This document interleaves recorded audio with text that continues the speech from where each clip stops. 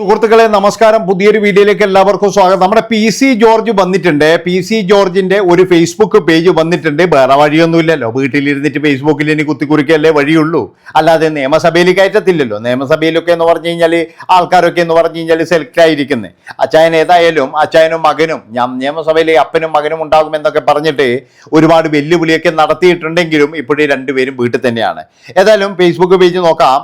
ലീഗിനും Jamaat-e ഇസ്ലാമിക്കും താഴെയാട MLA മാരും SNDPയും NSSും ജനവികാരം മാനിച്ചാണെന്നു വിശ്വസിക്കുന്ന പ്രബുദ്ധരോട് കർണാടകയിലും മധ്യപ്രദേശിലും രാജസ്ഥാനിലുമൊന്നും ഹൈക്കമാൻഡ് ചെവി കൊടുക്കാത്ത ജനവികാരത്തിന് കേരളത്തിൽ മാത്രം ചെവി കൊടുത്തതെന്നു നിങ്ങൾ വിശ്വസിക്കുന്നുണ്ടോ എന്നാണ് നമ്മുടെ പൂഞ്ഞാറിലെ പുലിയല്ല പെപ്പലിയല്ല പിന്നെന്താ എലിയോ?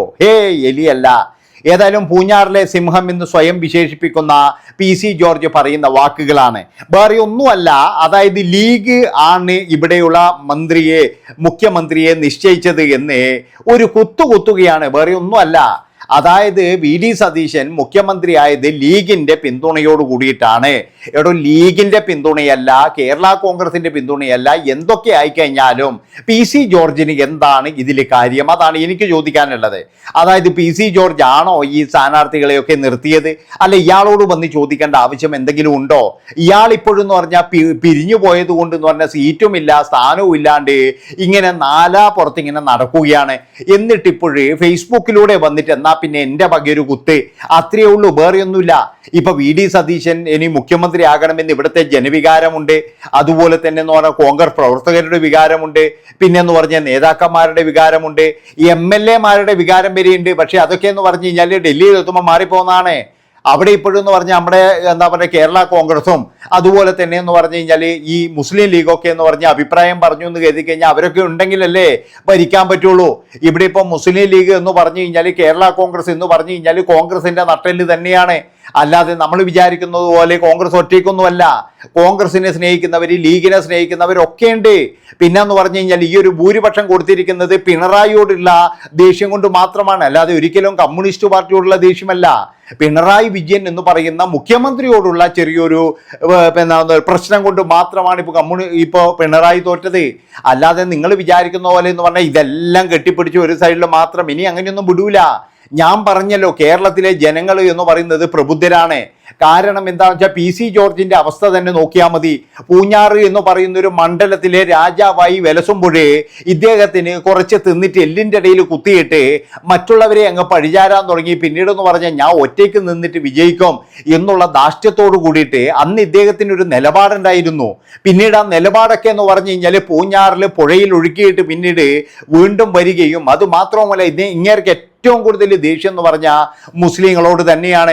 മുസ്ലിങ്ങളെ പറ്റിയിട്ട് പലപ്പോഴും പറയാറുണ്ട്. ഇപ്പോഴും ഇദ്ദേഹം പറയുന്നത് തന്നെയാണ്. ജമാഅത്ത് ഇസ്ലാമിയെയും അതുപോലെ തന്നെ ലീഗിനെയും തന്നെയാണ് ഇവർ പറയുന്നത്. കാരണം എന്താണെന്ന് വെച്ചാൽ ഇങ്ങനെ ഏതായാലും ലീഗും SNDPയും അതുപോലെ NSS ഒക്കെ പറ്റുമെങ്കിലൊന്ന് അടികൂടി കൂടിക്കോട്ടെ. കാരണം എന്താണെന്ന് വെച്ച് കഴിഞ്ഞാൽ ഇപ്പോഴേ VD സതീശനെ പറ്റി കേൾക്കുന്നത് അദ്ദേഹം ഒരാളുടെ പോലും തിണ്ണനിറങ്ങാൻ പോകുന്ന ഒരാളല്ല. അതുകൊണ്ട് തന്നെയാണ് അദ്ദേഹത്തിന് ഇവിടെ അത്രത്തോളം പിന്തുണയില്ലാത്തതും. പക്ഷേ ഇവിടെയുള്ള ഘടകകക്ഷികൾ എല്ലാവരും സതീശന് നല്ല പിന്തുണ കൊടുത്തിട്ടുണ്ട്. എൻ്റെ അഭിപ്രായത്തിന് എന്ന് പറഞ്ഞാൽ തിണ്ണനിറങ്ങാൻ പോകുന്ന ഒരുത്തന് പോലും വോട്ട് കൊടുക്കരുത്.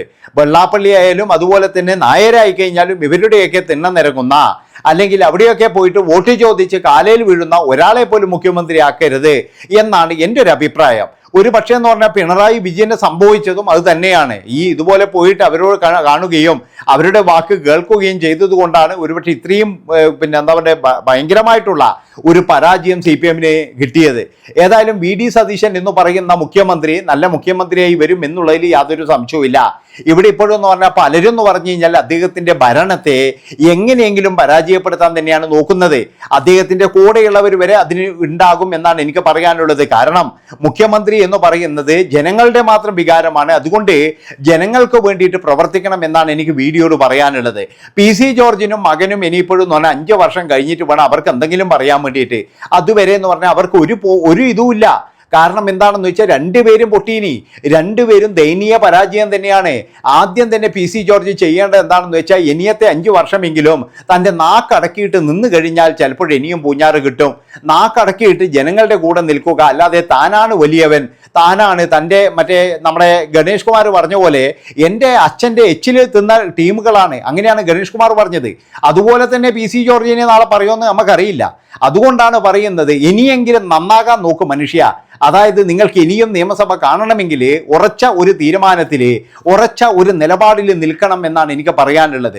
ഇതുപോലെ അങ്ങോട്ടും ഇങ്ങോട്ടും കുത്താൻ വേണ്ടി നിന്നിട്ട് എന്ത് നേട്ടമാണ് ഉണ്ടാക്കുന്നത്? പിന്നെ അതുപോലെ തന്നെ എന്ന് പറഞ്ഞാൽ താങ്കളുടെ പാർട്ടി 3 സീറ്റ് നേടി, ശരി തന്നെയാണ്. അത് ഇതിൻ്റെ ഇടയിൽ വന്ന ഒരു ചെറിയൊരു മാറ്റം മാത്രമാണ്, അല്ലാതെ ഒരു വലിയ നേട്ടോ കാര്യങ്ങളോ ഒന്നുമില്ല. ഞാൻ പറഞ്ഞല്ലോ, PC ജോർജിനൊന്നും പറഞ്ഞു കഴിഞ്ഞാൽ ആ ഒരു പാർട്ടീൻ്റെ കൂടെ നിൽക്കേണ്ട അർഹതയൊന്നുമില്ല.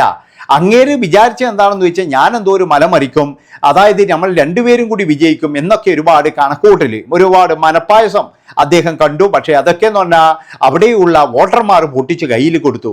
ആദ്യം നിങ്ങൾ എല്ലാവരും ഒരു കാര്യം ശ്രദ്ധിക്കണം. ഈ വോട്ടർമാർ എന്ന് പറഞ്ഞു കഴിഞ്ഞാൽ പഴയ പോലെ അടിമകളൊന്നും അല്ല. വോട്ടർമാർ കൃത്യമായിട്ടെന്ന് പറഞ്ഞു കഴിഞ്ഞാൽ നിരീക്ഷിച്ചതിന് ശേഷം എന്ത് ചെയ്യാൻ കഴിയും, അതുപോലെ തന്നെ എന്ന് പറഞ്ഞാൽ പോയ കോടാലി പോലെ ഈ PC ജോർജ് എന്ന് പറയുന്ന മനുഷ്യനൊന്നും വോട്ട് കുത്താൻ ആരും വരില്ല. കാരണം അദ്ദേഹത്തിൻ്റെ ആ ഒരു തന്നെയാണ് പ്രശ്നം. അതുപോലെ തന്നെ എന്താണ് ഇനിയുള്ള MLA മാരോടും മന്ത്രിമാരോടൊക്കെ എനിക്ക് പറയാനുള്ളത്, നിങ്ങൾ ജനങ്ങൾക്ക് വേണ്ടി എന്തെങ്കിലും ചെയ്യുക.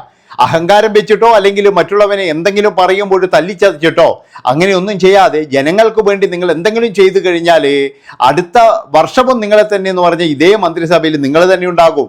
അല്ലെങ്കിൽ എന്ന് പറഞ്ഞു കഴിഞ്ഞാൽ ഇപ്പോഴത്തെ പ്രശ്നം കണ്ടല്ലോ നിങ്ങൾ. അതുപോലെ തന്നെ PC ജോർജിനായാലും ഇനിയിപ്പോൾ 5 കൊല്ലം എന്ന് പറഞ്ഞാൽ ഇതുപോലെ കരഞ്ഞു തീർക്കേണ്ടി വരും.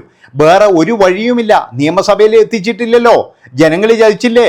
അതൊക്കെ എന്ന് പറഞ്ഞു കഴിഞ്ഞാൽ ഒരു കാര്യം ഞാൻ പറയാം, ഇങ്ങേരുടെ ആ മുസ്ലിം വിരോധം എപ്പോഴും തുടങ്ങിയിരുന്നോ അന്ന് മുതലാണ് ഇങ്ങേർക്ക് കഷ്ടകാലം തുടങ്ങിയതെന്ന് ഞാൻ പറയുള്ളൂ. അതായത് അവിടെയുള്ള വോട്ടർമാരൊക്കെ എന്ന് പറഞ്ഞാൽ PC ജോർജിൻ്റെ കൂടെ തന്നെയാണ്. പക്ഷേ ഇങ്ങേരുടെ ആ ഒരു സ്വഭാവം കൊണ്ടും ഇങ്ങേരുടെ ആ ഒരു വൃത്തികെട്ട നിലപാട് എന്നേ ഞാൻ പറയുള്ളൂ. ഒരിക്കലും ആ ഒരു നല്ല നിലപാട് എന്ന് പറയത്തില്ല.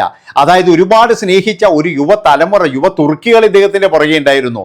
അവരെയൊക്കെ എന്ന് പറഞ്ഞു കഴിഞ്ഞാൽ നിരാശരാക്കിക്കൊണ്ടാണ് ഇദ്ദേഹം പിന്നീടെന്ന് പറഞ്ഞു കഴിഞ്ഞാൽ പല തരത്തിലുള്ള നിലപാടിലേക്കും പോയത്.